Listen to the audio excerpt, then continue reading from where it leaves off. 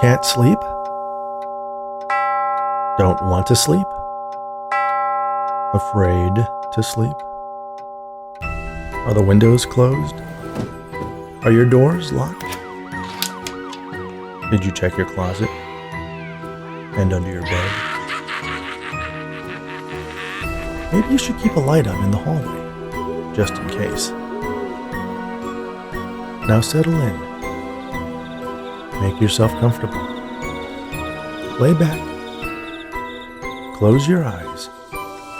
And let me tell you a story.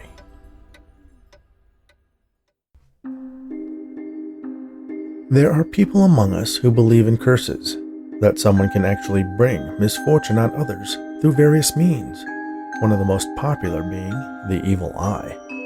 Some say you're born with it, that it's a curse unto itself. Others claim it's more of an acquired ability. Either way, you don't want to be the one on the receiving end of a look from an evil eye.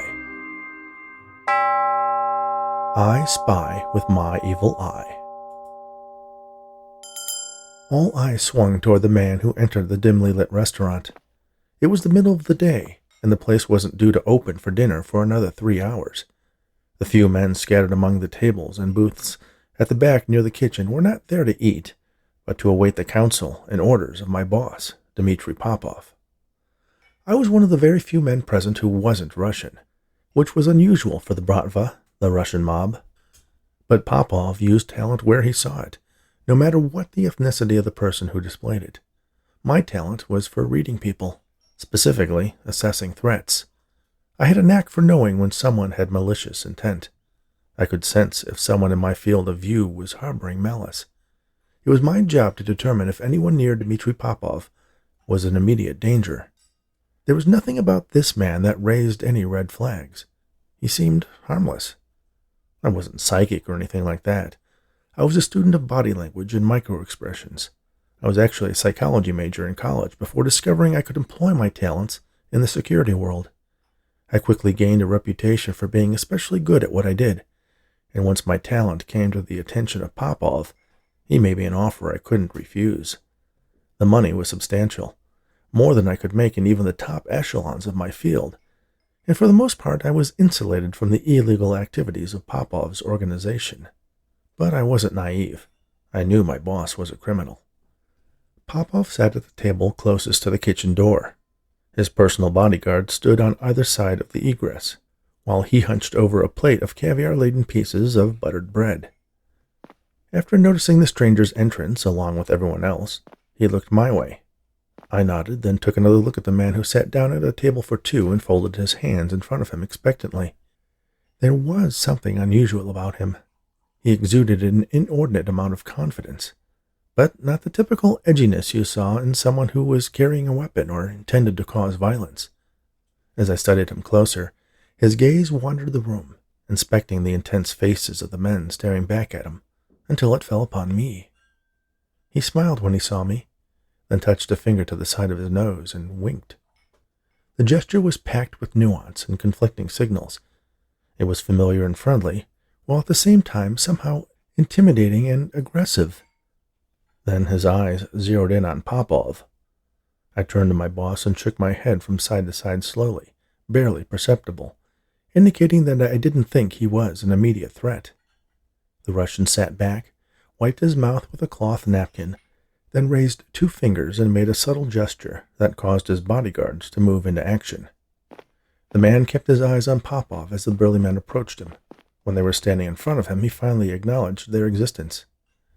"Can you take my order? I'd like to start with a white Russian," he said to one bodyguard. Then he turned to the other. "How's the borscht today?" The man's question was answered by a punch to the face that caused him to fall backwards and crash to the floor. "Okay, can I get a couple pierogi to go instead?" The bodyguards picked the man up off the floor and stood him up.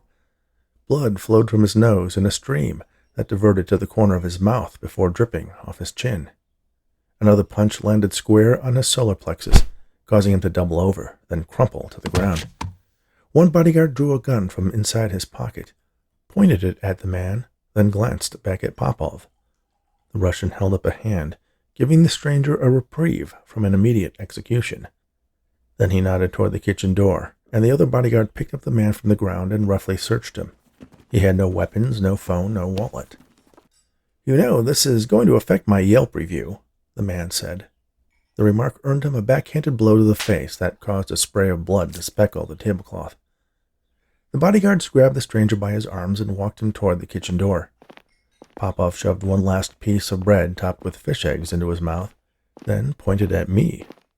I got up from my booth and followed the bodyguards through the kitchen and to a set of narrow stairs near the back door. They escorted him down a dimly lit corridor and through a steel door. Beyond it was a cold storage room. Slabs of meat hung from hooks and boxes of produce lined the walls. Off to one side was a table with 4 chairs around it. Condensation dripped onto the concrete floor from various points on the metal ceiling. One bodyguard grabbed a wooden chair and sat the man in it at the center of the room. They used a roll of duct tape to bind his hands to the arms of the chair, taped his torso to the chair's back, and his legs to the chair's legs. I sat on one of the remaining chairs at the table. Once he was secure, Popov entered. The bodyguards stood on either side of the bound man, waiting. Popov nodded at the guards, who then continued their savage beating of him. One of them punched him in the face, tearing open the skin above his left eyebrow. The man smiled. The other reached out and grabbed the man's head with both hands, then raised a knee into his jaw. The stranger's eyes stared blankly for a moment as he dipped into unconsciousness. Fists banged into the man's face until he was bleeding from multiple cuts, as well as his nose and mouth. His features started swelling until he looked like a mushed-up clay model of his former self. Popov raised a hand, and the bodyguards retreated. "Wait outside," he commanded. The 2 men exited the basement room, closing the door behind them with a metallic clang, leaving me and our boss alone with the man. Popov approached him. "Who are you?" he asked. The man laughed. "Can I get that drink now?" The big Russian punched him in the stomach. "Who are you?" he asked again, while the man straightened himself. "Who I am is not important," the man replied. "It is to me." "It shouldn't be. The question that should concern you is who he is," he said, glancing over at me. "I know who he is." "And you should also be asking yourself why I walked into your restaurant. Why did I permit your goons to capture me? Why did I want you to bring me here?" "You wanted me to bring you here?" "Precisely." "It seems to me you didn't have much of a choice." "Actually, I've got you right where I want you," the prisoner said, smiling. Popov struck the man in the face. Bloody saliva sprayed across the floor, reaching the tips of my otherwise immaculate shoes. "Did you want me to do that, too?" The man smiled again, amused. His nose was broken and bent to one side. His teeth were red with blood. Other colors appeared in the various bruises that covered his face, transforming it into something resembling a sculpture made from spoiled meat. He lifted his head so he could view his assailant. "No, I would have preferred avoiding having my face pummeled." "If you don't want me to hit you again, answer my questions," Popov suggested. "Ask me the right question, and I will." Popov took a step back. He looked at me, and I shrugged. "I'm kind of curious as to know why he's so cocky," I said. The Russian looked at the man taped to the chair thoughtfully. "So am I." "That is the right question," the man said.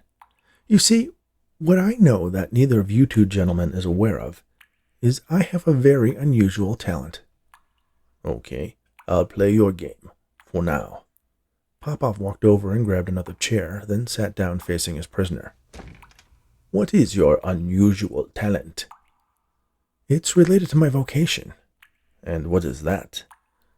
"I'm a contract killer." Popov laughed.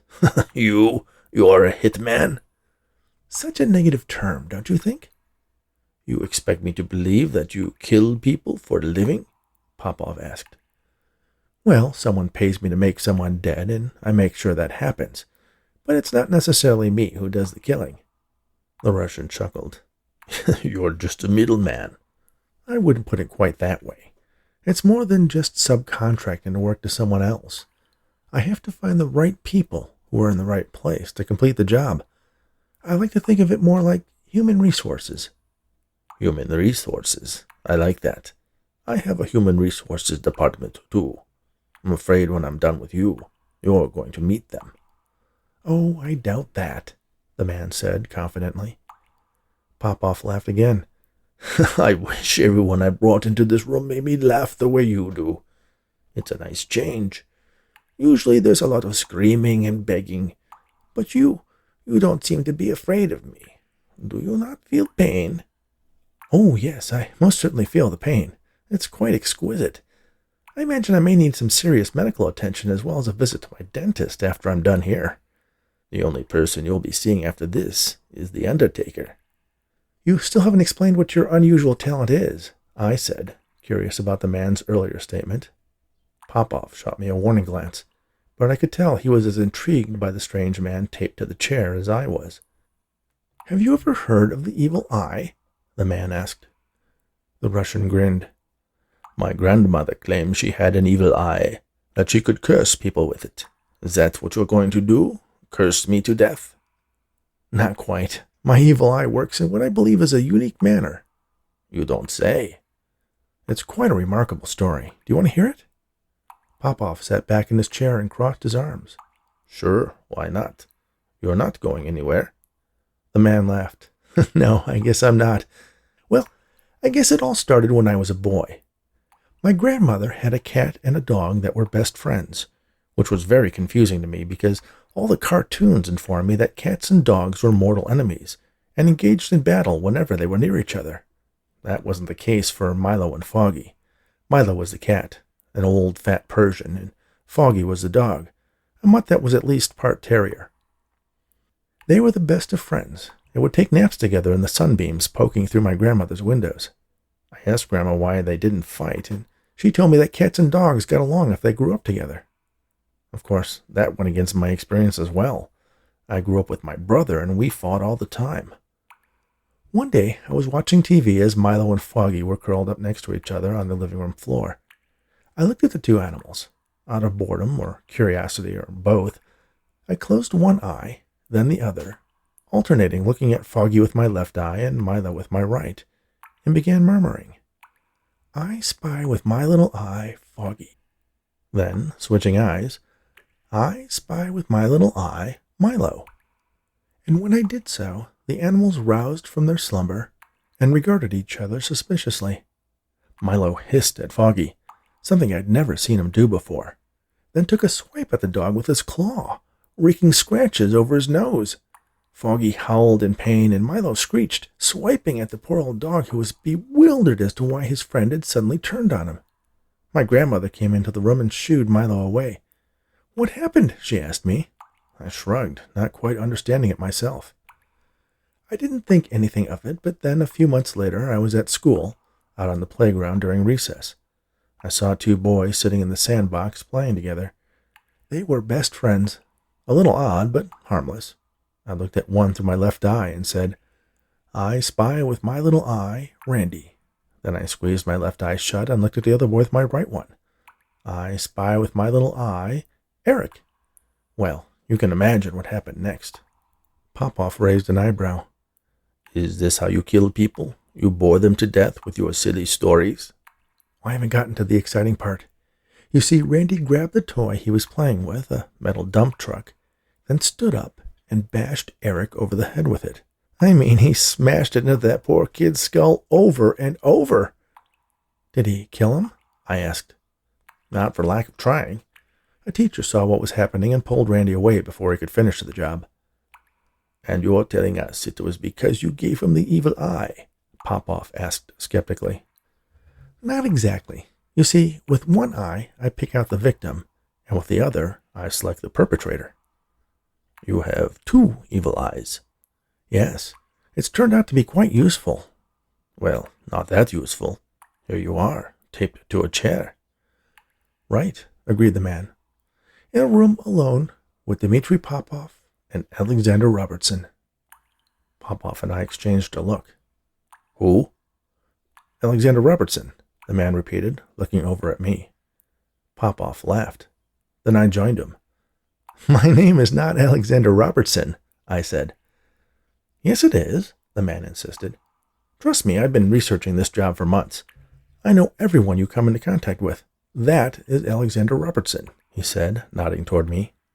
Popoff leaned forward. You have been given bad information, my friend. I've known this man for years. His name is not Alexander Robertson. The man strained to lean forward, but only managed to tilt his head a bit. Yes, it is. I'm afraid you've been misled. I don't get misled, Popoff insisted. Except this time. Alexander Robertson has been pulling one over on you for a long time. The Russian sat back and turned his head toward me. Is he telling me the truth? He asked. I shook my head. You know who I am, I said to Popoff. Popoff nodded. Yes, I do. Why don't you tell our friend here what your name is really? I glanced over at the man who regarded me challengingly.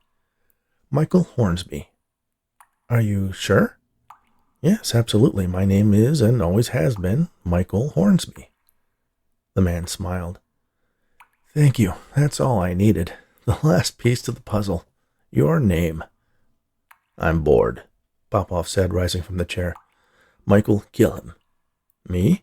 I said. I was not a killer. I was just an advisor. Sure, I had a gun, but I'd never fired it. I carried it because Dmitri insisted everyone who worked for him did so. Yes, you. Kill him. I opened my mouth to protest, but knew it was pointless. I wasn't going to argue my way out of a direct order from Dmitri Popoff. I pulled the Glock out of its holster under my left arm and shakily aimed it at the man taped to the chair.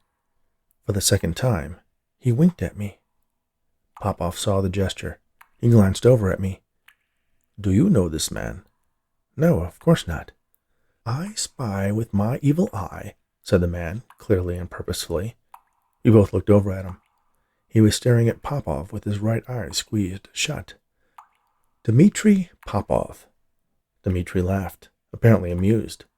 Then the man closed his left eye and opened the right, gazing straight at me, and said, I spy with my evil eye, Michael Hornsby. I felt something. Like a switch was flipped in my brain. I was no longer in control of myself. I was aware of what I was doing, but I couldn't stop myself or even say anything.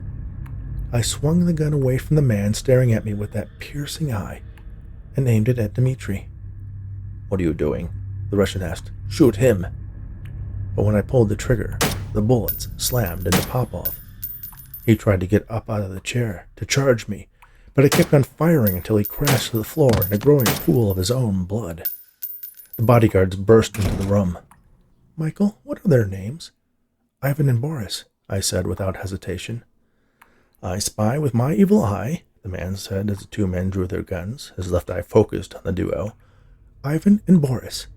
Then he looked at me with his right eye. I spy with my evil eye, Michael Hornsby. I turned toward Ivan and Boris and shot each of them in the face before they had a chance to realize what was going on. The man started rocking in his chair. He leaned forward, then fell back. The chair collapsed, shattering under his weight. Splinters of wood sliced through enough of the tape that he was able to rip one hand free of his bonds. He pulled out a razor blade from a compartment in the heel of his shoe and cut the rest of himself free. I was still powerless to move or speak of my own volition, but I could follow him with my eyes. He struggled to get up. Every movement seemed to cause him pain, but he rose to his feet, clutching his side where there were likely broken ribs. Thank you, Michael. I usually don't have to go to so much trouble to find out someone's name, but you were a mystery. I didn't see any other option, and this was an especially lucrative contract. He started walking gingerly toward the exit. In case you're wondering, I actually just need your name. I don't need to say the whole, I spy with my evil eye thing. I just think it adds flair. The man reached the door. Oh, and the effects should wear off in a few minutes. But I'd be surprised if you lasted that long. Goodbye, Michael Hornsby, he said with a wink of his evil eye. I heard his footsteps go up the stairs, and the back door to the restaurant open and close. A moment later, a bunch of Popoff's men came racing down the steps. They saw Ivan and Boris with gaping holes in their heads, and Popoff lying on the floor, his chest blown to bits. Then they saw me, with a smoking gun in my hand. The stranger was right. I didn't last long at all. Thank you for listening to I Spy with My Evil Eye, written especially for the Bedtime Stories for Insomniacs Fiction podcast by Rich Hosek. Please remember to subscribe on your favorite podcast app, rate us on Apple, Spotify, and Audible, and share these stories with anyone who enjoys audiobooks. By the way, my latest novel, Afterlife, A Rainy Day Investigation, is available now on Amazon and Audible. You can listen to the first book in this paranormal mystery series, Near Death, on this very podcast for free. Stop by bedtimestories.studio and sign up for our email list to be notified of new episodes and exclusive offers, and get a free bookmark. You can visit richhosek.com to learn more about the host of Bedtime Stories for Insomniacs. Thanks again, and all the very best.